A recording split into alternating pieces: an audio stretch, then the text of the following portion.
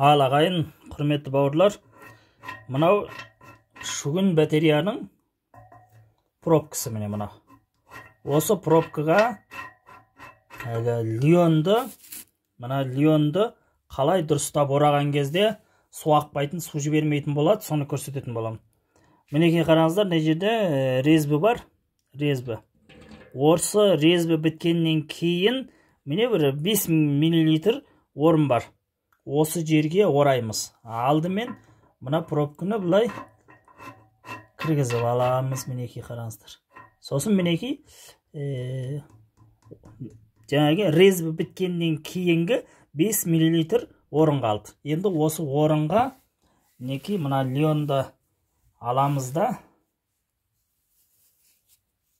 міне шелекте су алып келдік.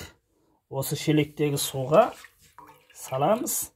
Салғаннан кейін бұны бұлай шиыршықтап жіңішке қылып ораған дұрыс болады. Содан кейін мінекей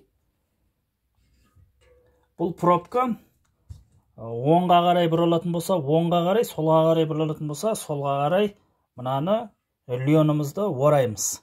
Ал қазір мына пробкамыз біздің солға қарай оралып тұр. Сол үшін бұны солға қаратай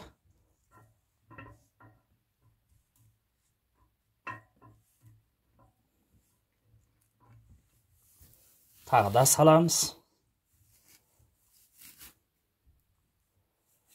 Тағы да ораймыз. Бұл лионды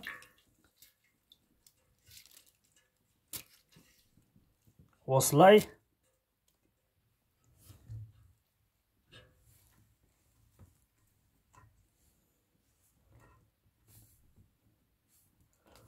суға салып, осылай істеуге болады. Немесе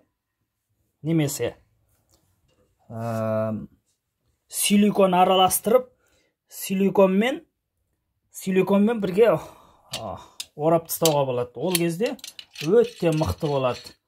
Бірақ кейін ашатын кезінде өте қиын болады.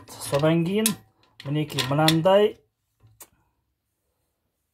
газовый ключпен, я болмаса мынандай газовый ключтің үлкені болғаны тіптен жақсы. Шешуге мынандай газовый ключтің үлкені болғаны жақсы. Және мұның сабы 1 метр ұзын болса, ол өте ыңғайлы, және адам ұстаған кезде шешуге, күш алуға өте ыңғайлы болады.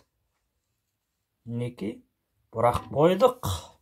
Бұл енді ешқашан су жіберместей өте мықты болады.